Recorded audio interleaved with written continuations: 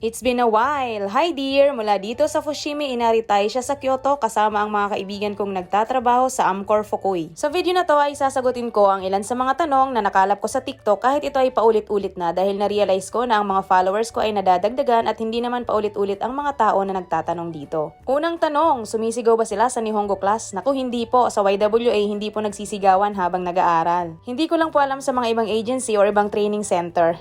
Number 2, free po ba ang dorm nyo nung nag-aaral kayo ng Japanese language? Hindi po free ang dorm habang nag-aaral ng Japanese language. Babayaran po ito at nung time namin 2,500 per month kasama na lahat. Pero ang alam ko, ang employer na Amcor ay nagre-reimburse ng bayad sa dorm kapag nandito ka na sa Japan. Third, pa-vlog naman po kung magkano ang budget nyo nung nag-a-apply pa lang kayo sa agency. Pag nag-a-apply ka pa lang, pwede na dyan kahit may 1K ka lang, pwede ka na makapag-start mag-apply. Wala ka naman babayaran sa agency, ang kailangan mo lang ay pamasahe. At syempre pangkain kasi nakakagutom kapag nag-a-apply sa mga agency. Number 4, magkano